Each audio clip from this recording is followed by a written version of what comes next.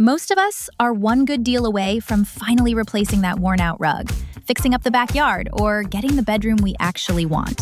Good news, that deal's almost here. Wayfair's Black Friday and July sale. Get up to 80% off area rugs and up to 60% off outdoor and bedroom furniture. Shop Wayfair's huge selection of styles and find the piece to fit your style, budget, and space. Plus, free shipping. Black Friday in July ends July 27th. Shop today at wayfair.com. Wayfair, every style, every home. Today's episode is brought to you by the Podcast Republic, your ultimate listening app. Discover and subscribe to thousands of podcasts from around the world. Download Podcast Republic today, available on Google Play and the Apple App Store. Today on History Shorts. In December of 1675, King Charles II of England issued a royal proclamation. It ordered the closure of every coffeehouse in the kingdom. Not the taverns, not the alehouses, not the gambling dens or the brothels or any of the other establishments a moralizing monarch might have targeted. No, the coffeehouses. The places where men sat at long wooden tables, drank a bitter black beverage from the Ottoman Empire, read newspapers, and simply talked. That was the threat, the talking part. 11 days later, facing a public backlash so fierce that the advisors feared open defiance, the king retracted the proclamation. The coffeehouses stayed open. The king backed down. And the drink that terrified monarchs across 3 empires just kept flowing. Our history brief today covers some recent history news.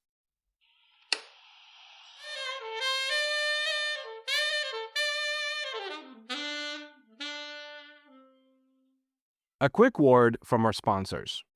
Summer is here. At Orderly Meds, we know this time is a reminder that life is full of new beginnings. Whether you're celebrating the nice weather, starting a new chapter, planning a vacation, or simply looking ahead to what's next, this season can be the perfect time to invest in yourself and your health. If you've struggled with weight loss and are curious about GLP-1 medications, Orderly Meds can help you learn about your options. Through a simple virtual process, you can connect with licensed medical professionals who can determine whether treatment may be appropriate for you. Getting started is fast, convenient, and happens online from the comfort of home. This summer, consider a new approach to feeling your best. Visit orderlymeds.com/podcast to learn more. That's orderlymeds.com/podcast. orderlymeds.com/podcast. Because every new season is an opportunity to take the next step forward. Compounded medications are not FDA approved. Eligibility required and determined by a licensed provider. Individual results may vary. See website for details.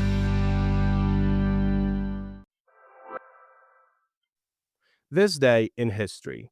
On July 21st, 1861, the First Battle of Bull Run, also known as the First Manassas, became the first major battle of the American Civil War.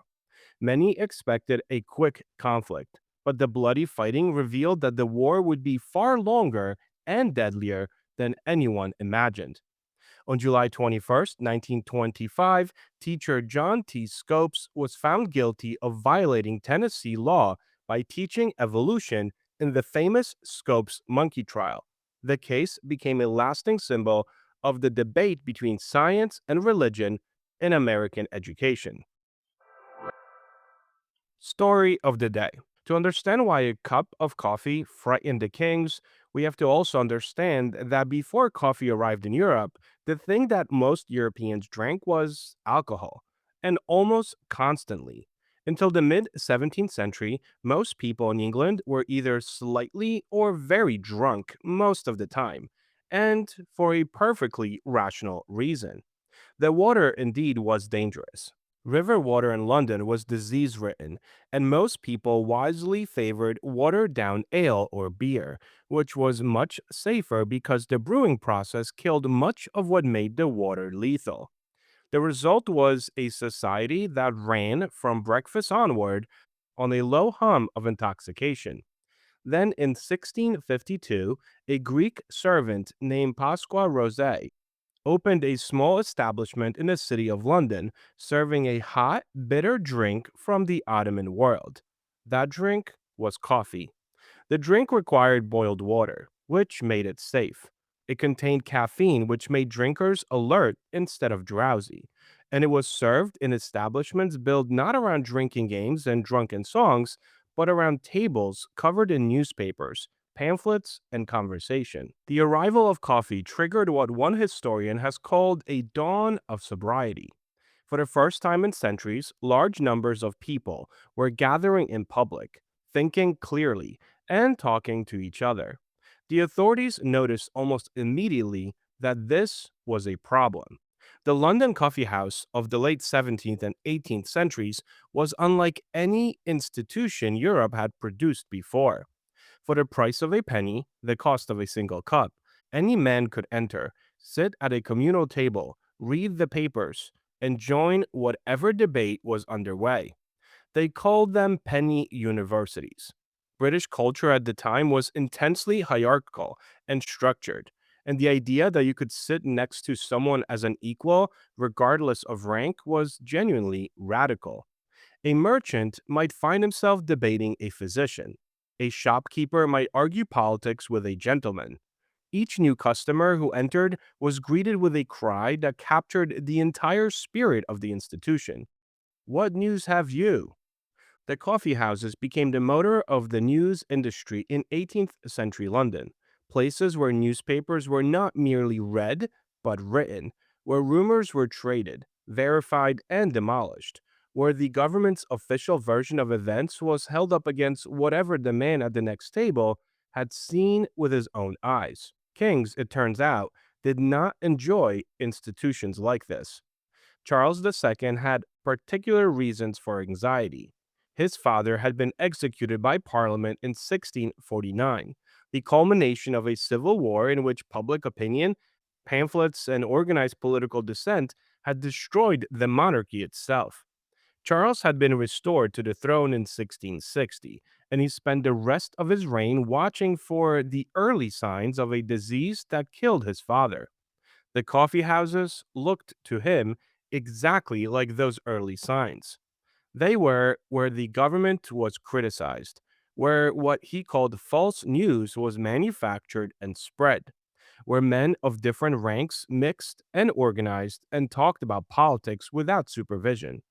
He dispatched spies to infiltrate them. The intelligence they returned did not reassure him.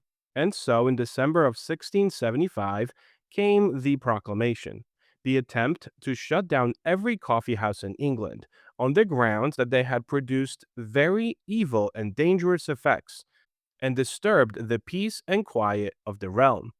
The response was immediate and furious. The coffeemen, as well as the public, protested. Legal scholars questioned whether the king even had the authority to close lawful businesses by proclamation. Within 11 days, Charles retreated, issuing a face saving revision that allowed the coffee houses to remain open. The lesson was absorbed on both sides. The coffee house had faced down the crown, and it won. England was not alone in its anxiety. The Ottoman Empire, the birthplace of the coffee house, where the world's first coffee shop had opened in Constantinople in 1475. There, the authorities had been fighting the same battle for over a century. Sultan Murad IV in the 1630s decreed death for coffee drinkers, a penalty he was reported to enforce personally, patrolling the streets in disguise. Ottoman sultans continued issuing and retracting coffeehouse bans well into the 18th century, for precisely the same reason as Charles II. The coffeehouse was where dissidents gathered. In Prussia, Frederick the Great attempted to outlaw coffee outright in 1777, officially to protect the beer industry and keep money from flowing abroad, but with the same underlying discomfort about what people did in those coffee houses. Three empires, three very different monarchs, but one identical conclusion. The most dangerous thing in the realm was a room full of sober people simply talking. Now, we have to admit, though, the kings were right to worry. The coffee houses really were transforming the world, just not always in the ways that the monarchs feared. At Jonathan's Coffee House in Exchange Alley, stockbrokers, banned from the Royal Exchange for their rude manners, gathered to trade shares after hours. Jonathan's became the London Stock Exchange. At Lloyd's Coffeehouse, merchants and sailors traded shipping news so systematically that the proprietor began publishing lists of ship movements. Lloyd's Coffeehouse became Lloyd's of London, one of the largest insurance markets in human history.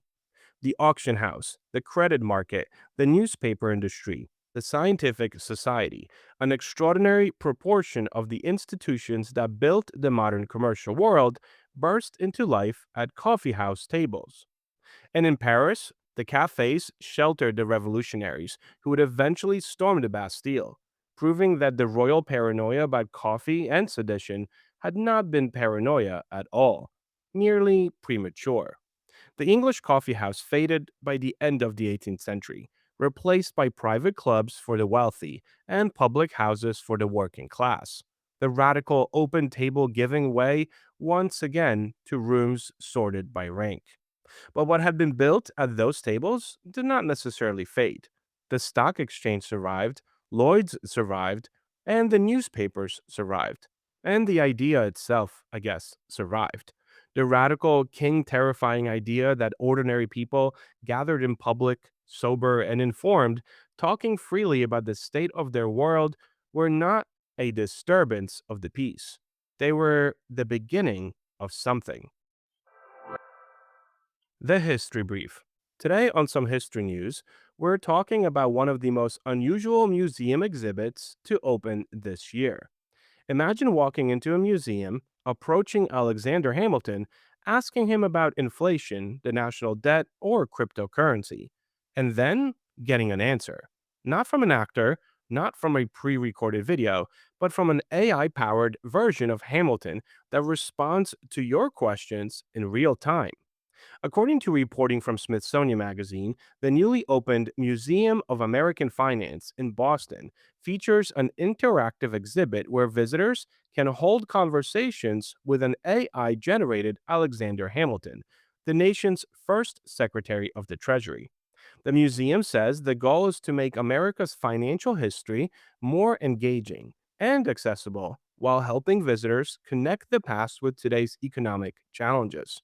The exhibit was developed in partnership with the Fidelity Center for Applied Technology, using artificial intelligence trained to answer questions from Hamilton's perspective.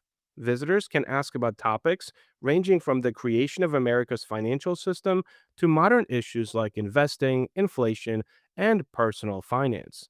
According to the museum, the AI can even converse in more than 50 languages, making it accessible to an international audience. It's a fitting choice. After all, few individuals shaped the American economy more so than Alexander Hamilton. Following the Revolutionary War, the young United States was financially fragile. The new nation carried enormous debts, had little international credit, and lacked a stable financial system. Hamilton proposed something revolutionary. He argued that the federal government should assume the state's Revolutionary War debts, establish a national bank, create a stable currency, and build public confidence in American finances. His ideas were fiercely controversial. Political opponents, including Thomas Jefferson, feared they would concentrate too much power in the federal government. But many of Hamilton's proposals ultimately became the foundation of the modern American financial system, which is what makes this whole thing kind of interesting. Instead of simply reading about Hamilton behind a glass display case, visitors can actually ask him why he believed a national bank was necessary, or even challenge his ideas. Of course, you're not actually speaking with Alexander Hamilton. You're speaking with an AI trained on his writings, speeches, letters, and historical scholarship. But I found this whole thing fascinating. Can artificial intelligence become a new tool for teaching history? Museums have always tried to bring the past to life through artifacts, reenactments, films, and interactive displays. AI may simply be the next step. Instead of reading a plaque, visitors can hold a conversation. Instead of memorizing dates, they can ask questions. Of course, historians will rightly point out the limitations here. An AI can only approximate what Hamilton might have said.